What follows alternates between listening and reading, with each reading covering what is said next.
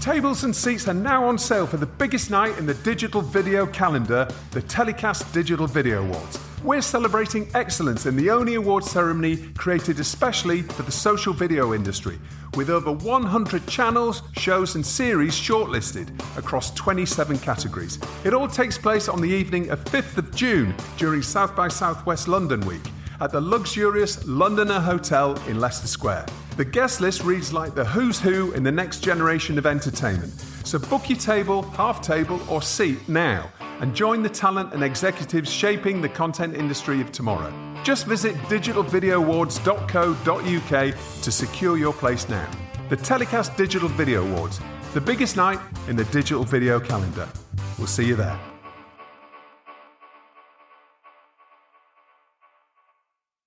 TellyCast.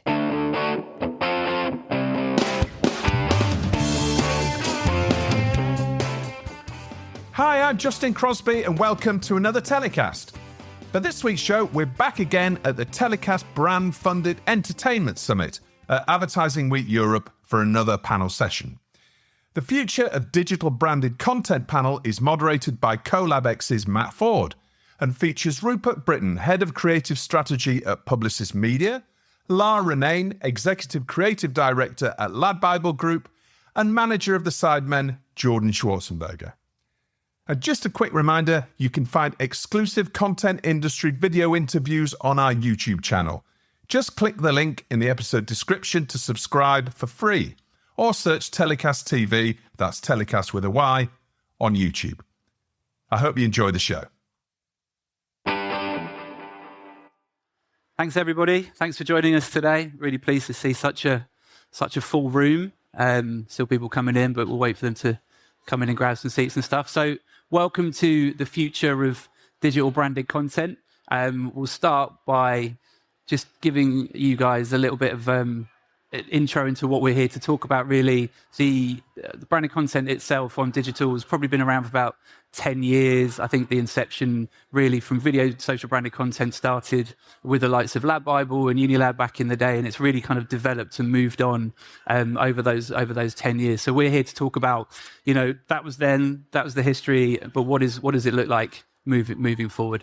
So on the panel, I'd just like to introduce, or let the guys introduce themselves. So Jordan, over to you. Hey everyone, so my name is Jordan, co-founder of RK Media, and I manage the Sidemen. Hi, I'm Rupert. I'm head of creative strategy at Publicis Media. I work within the content team over at Publicis. So we work quite closely with the media agencies to integrate our clients into branded content, but we also do sponsorships as well. Hiya, folks. I'm Ronayne. I am Executive Creative Director at LADbible Group. I head up everything from conceptual creative through to production for all things branded content. Great. Thanks, guys. That's loud over there, isn't it? I can really hear that on the stage. Hopefully you can hear us over there. Will obviously be a lot more interesting. Right. So first question to you all is just going to go straight in. What makes a good piece of digital branded content?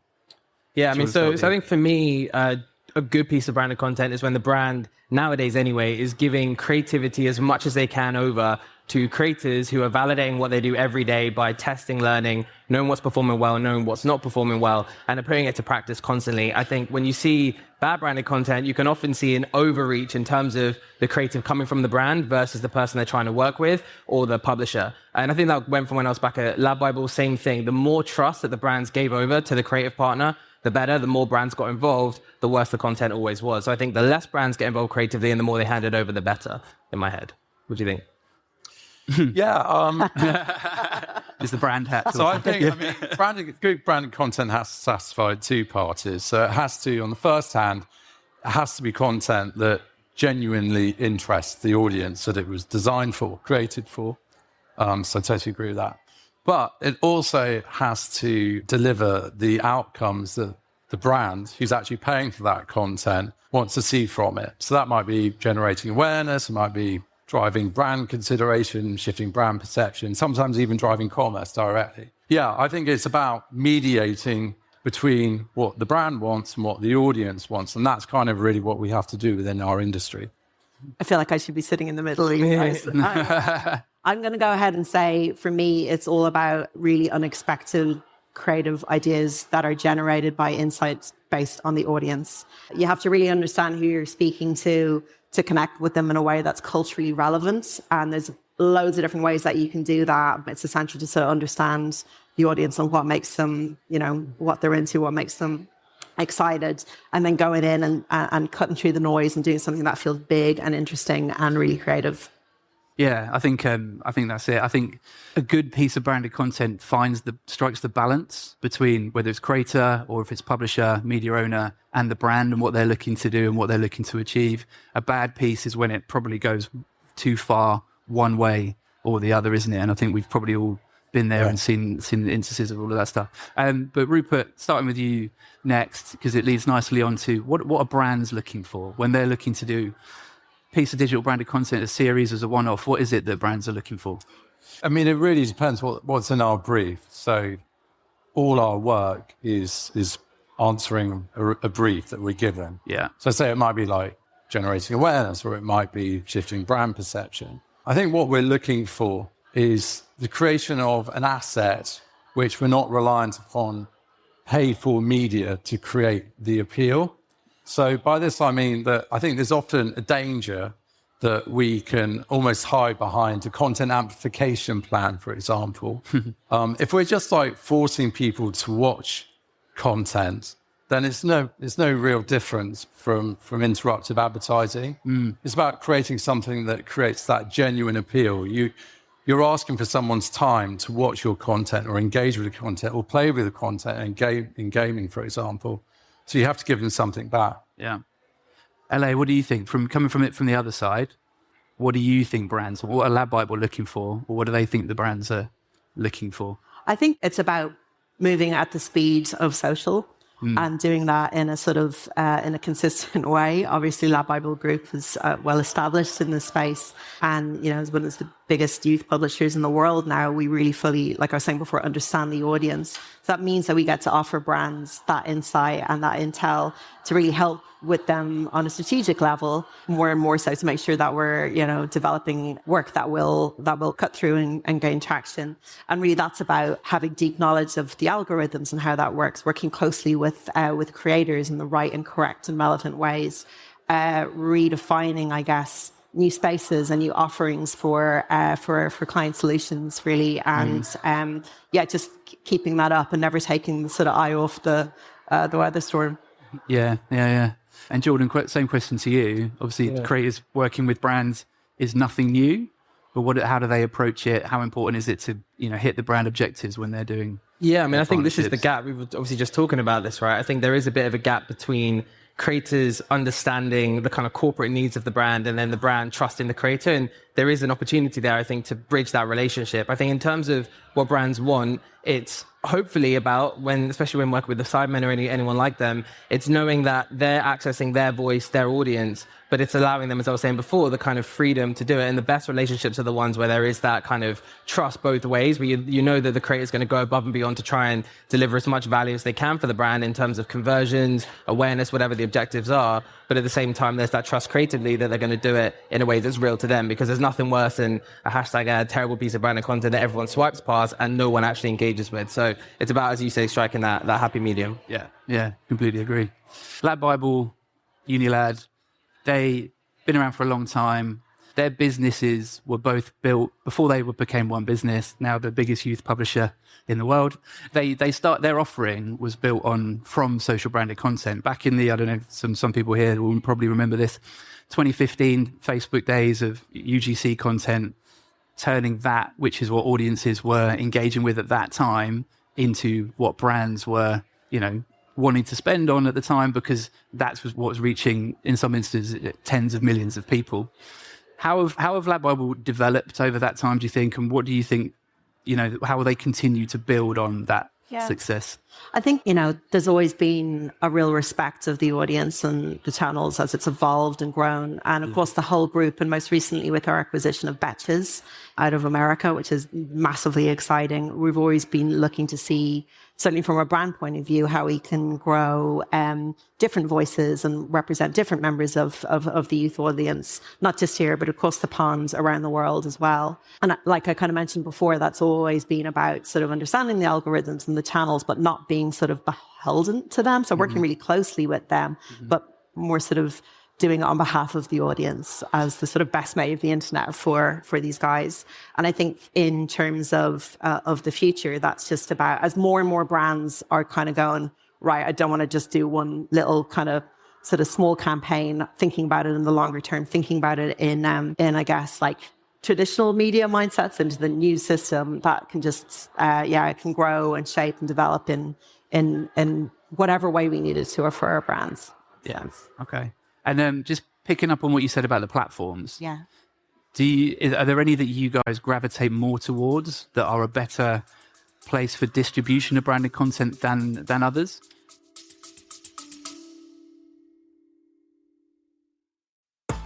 Want to get ahead in digital-first content? The Drop is the go-to newsletter for industry professionals, delivering insider news, trends, and insights straight to your inbox. Navigate the fast-changing landscape of digital-first production, distribution, and monetization. Sign up now for free at dropmedia.co.uk and stay informed with The Drop.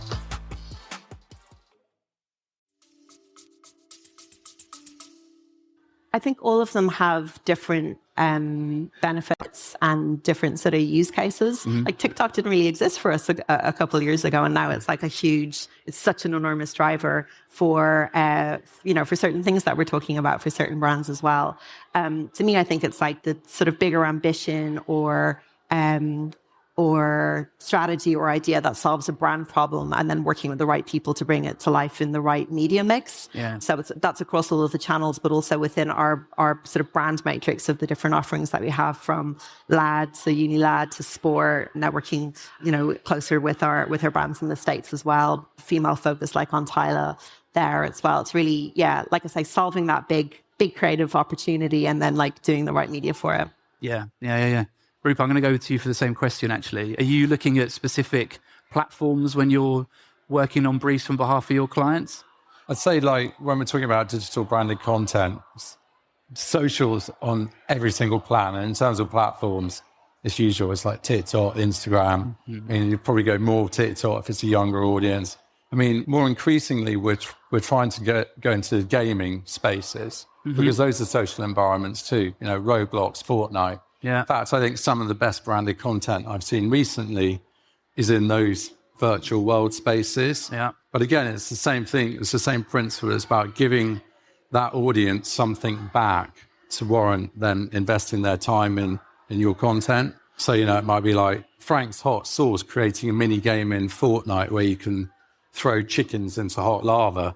Or like we did a Visa pop-up store in Roblox where we created these quite cool retro outfits which you could just dress up your avatar with. Really cheap, simple, but just did incredibly well in terms of the brand appeal and generating that awareness for that younger audience. Yeah, great. And with the platforms now vocally, very publicly moving towards prioritizing creator content over your more traditional, especially broadcaster content and other publisher content, how are the creators navigating that at the moment? Yeah, well, I think it's a two things. One, I think it's a golden era, obviously, for distribution and creators, whoever you are. Anyone in this room might be able to put up a video and probably 10 of us going viral, right? That's the opportunity that's at hand. But on the other hand, I think brands now control so much of the economy. And we know this they are the economy, really, right? And I think we know this from just looking at sort of smaller creators. The rates now that you're starting to see on the micro level is staggering. Like, we actually own, obviously, a number of brands. We have a fried chicken restaurant, vodka brand, and breakfast brand. And we're now distributing with creators on a smaller scale. And you see that the hustle has just gone up tenfold because the amount of creators out there now with audience, with the ability to connect, is so much bigger than it ever was. So I think that's a golden opportunity for brands. It's actually a quite difficult opportunity for creators. And I think it's one of the hardest environments to be a creator today. Like, do I look at someone like the Sidemen and say that can happen again? I actually don't know if it can. I don't probably think it will, because the way the connection has shifted. So I think, creators having to hustle tenfold.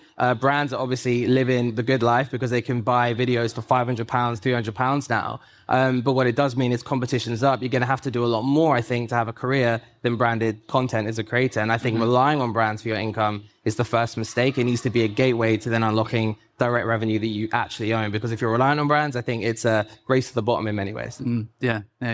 Rupert, what would you say in terms of your approach as an agency representing a number of big blue chip brands and their way of working, what they're looking for from the creators these days? Yeah, I mean, I think we're at quite an interesting junction at the moment with digital content. I mean, on the one hand, you've got like creators producing almost TV-like formatted content released episodically. Sidemen is a great example of this, and with like huge audiences. So I think this is something you've provided me with, Matt. But like Sidemen in 2023 had more people watching their content than all seasons of The Crown and Stranger Things on Netflix. Yeah. So, and I think once we start getting AI, we've got to mention AI. Yeah. The gong. And it's democratizing power in terms of increasing the production values of content, making it more affordable. Then you've got that layered onto creator-led content, and it will become more TV-like. Yeah, indeed. With big audiences. You're seeing that shift anyway with the YouTube viewership, and where the majority of that now comes from is on the big screen. It is TV, isn't it? And now YouTube have introduced an ad buy, which is purely CTV ad buying as well. So they've taken advantage of that, which is putting that proposition directly against linear broadcast at effectively what are social ad rates. So I mean, 70% of homes now have connected TVs. Viewership of YouTube on connected TVs is now just about to overtake, on mobile and desktop. So it's all merging on that big TV. LADbible have their own creator network. How much does that feature in your branded content responses? Where does that fit within your model? Yeah, I mean, heavily across the board. It's all about the correct casting for the right brands. And, as we say, it's about using people to the best of their abilities in a really authentic way and having great briefing sessions and working really closely. So it's not like, here's a television script, can you read it out? Yeah. Like all of the original content that we produce, the same rules apply from everything from like originals to snack wars all the way through to our branded content. It's about doing things that we know will resonate in the best way and have a sort of very authentic delivery to them, if that makes sense. I think with our creator network, the way that we sort of build that up or connect with people is really important as well. Because like you say, there's so many people out there, and it's about finding the correct talent and the best talent for a sort of an opportunity or a creative ask in the brand world. Are you casting them in LADbible series, branded content series? Are you leaving them to do it themselves on their own? So we use platforms? LCN specifically, the Lad Creator Network, I beg your pardon. We use those guys specifically to work on our brand side of stuff. So everything that I'd head up with my team would be about working with those people to do brand messages stuff. But I mean more that the rules and what makes our great original series so strong and so viewed, we really take those learnings and apply to how we create brand content with creators also. Yeah, great. One thing I forgot to mention at the top was if you've got any questions, please put them on the Slido. And if we've got time, which we might have looking at the clock, then we'll hopefully get to them. So next question, which is, I think, the point of this whole session and the name of this session in terms of the future of branded content. What does 2024 look like for digital branded content? And it'd be great to get all of your insight into that. Yeah, so what does 2024 look like? So I think increasingly it's brands building better in-house teams that can actually be quicker to market with ideas. I think one of the biggest challenges historically in this pivot to TikTok is brands have just been caught up. The ones who are fast do well. The ones who are slow just seem to really, really struggle. And often that's about having layers in between them, whether it's agencies or whoever else. So I think more brands bringing content in-house to execute on social, produce better organic branded content. And then I think it's sponsoring and funding smaller creators who have the ability to test and learn constantly, to see what works, to see what doesn't, and to almost guarantee better results. In my head, though, what this does mean is for people like the Sidemen and others, it is actually a pretty precarious position for brands, because brands have stopped spending that at that bigger level for individual creators in the same way. So we have to get more inventive. Now, brands go, well, why would I spend 100 grand on a Sidemen video necessarily when I could spend, 100 creators £1,000? It just makes no sense in the current space. So I think it's more of that, more smaller micro creator spend, less bigger individual creator spend, unless, as we're trying to do increasingly, you're providing bigger and bolshier activations, things like our Revolut campaign and others. So yeah, I think that's how it's going to go. Better in-housing, and then more sort of micro influencers, less sort of big ticket influencer spend is my prediction. I think 100 creators on a plan would be a project management nightmare. It would be compared to just having one. Yeah. But that would be your problem. The game, man, yeah. That would be your team doing that. What do you think? I'd rather do fewer and bigger. Yeah. Well, I sort of mentioned like collaborating with creators to create, more sort of like TV light. I don't want to say TV light, but basically, if you collaborate with a creator, you can do far more as a brand than if, say, I was to make some social content with a broadcaster, particularly if they can keep hiding behind Ofcom or commissioning editors and pushing back on ideas which either the brand or their agency has come to them with. So I think there's that. But I also think that there's some interesting things happening with content linking to commerce. Mm-hmm. So with TikTok Shop, the popularity of live stream shopping. Now, I think when you're developing a branded content idea, it's always start then exploring about, is there a direct commerce opportunity behind it? And then, of course, you've got Amazon. I don't think they've done this yet, but linking brand-funded entertainment on Prime to Amazon retail. And whether we're going to start seeing that open up, I'm not sure. Sure, it's going to happen soon, though. You think so? You think that'd be on their roadmap soon? If not, they should probably do it. If there's anyone from Amazon in the room, I've done it. You've done it. There you go. There is. Yeah. Round of applause.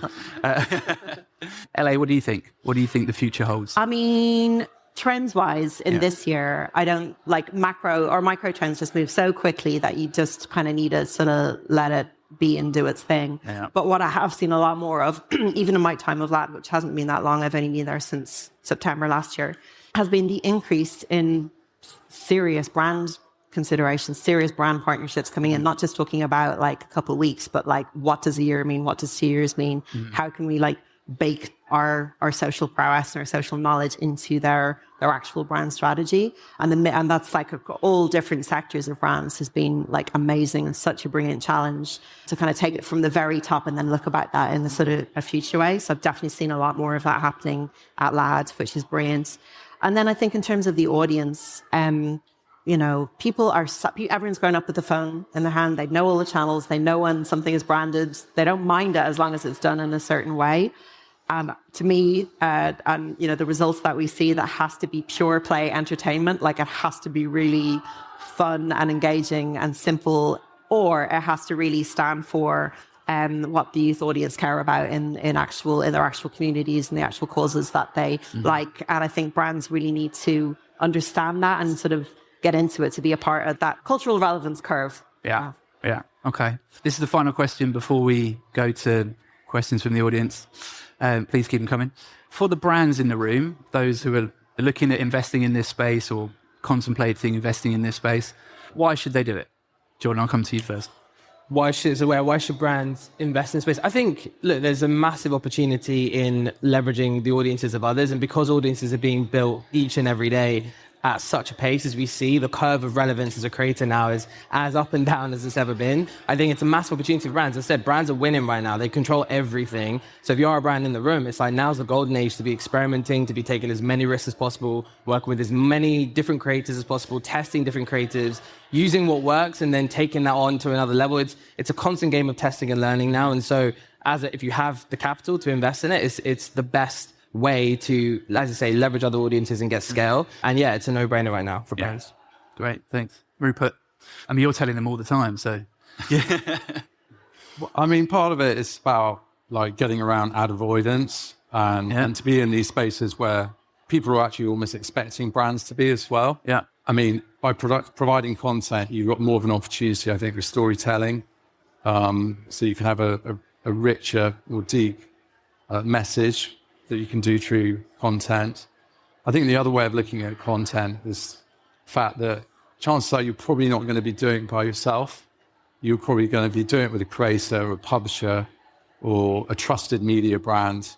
So there's some like sharing of brand equity that you can take from that partnership, which will have benefits.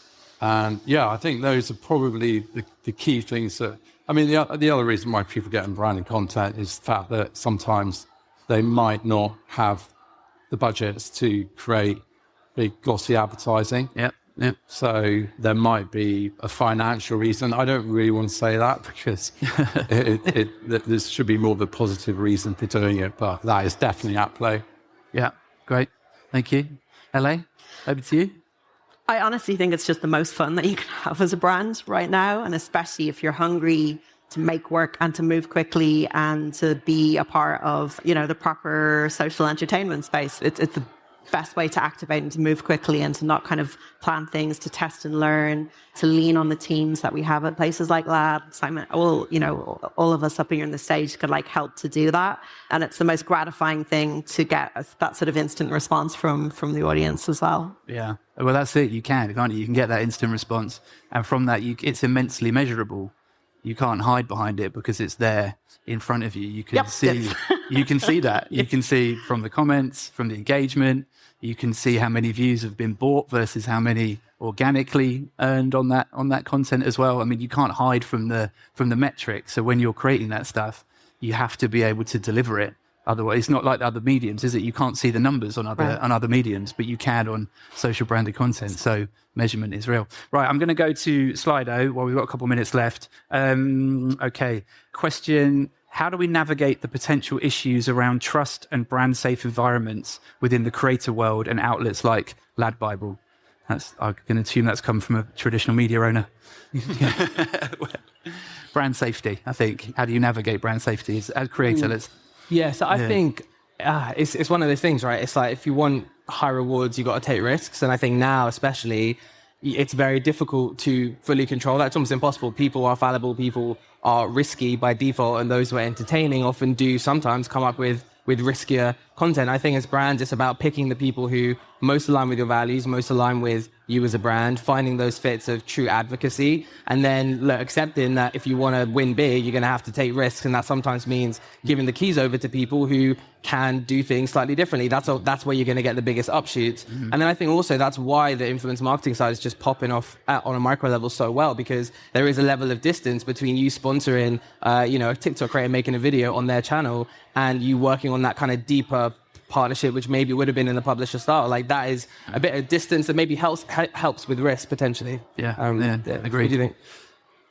Well, some of our clients will often request that they have the option to remove comments from content, which I know can be problematic with creators. I've seen partnerships fall down for that reason. So there are certain clients that insist upon it. So I think, again, it's really just about on a case-by-case basis with the client and risk assessing everything as we go through the campaign. Yeah. 100%. We take risk assessment from the very get-go. If anything feels like it's even going to be a little bit controversial, whatever else, we've got a whole scoring system for how that works. And then we've got an entire duty of care for our creators or for anyone who appears in our content or around it as well. Yeah. Okay. Like very seriously. Very seriously. I mean, the brand safety question has been around since the inception of this industry anyway. It's nothing new. When, early days of Unilad LADbible, it was around the type of content they were posting and also the names of the companies.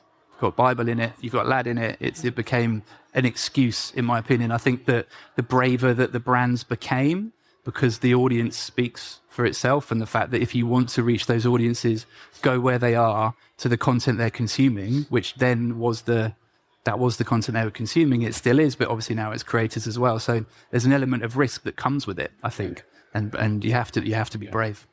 We'll end it there. Just say thanks everybody for joining us. Thanks to you guys for coming to listen. Hope it was useful.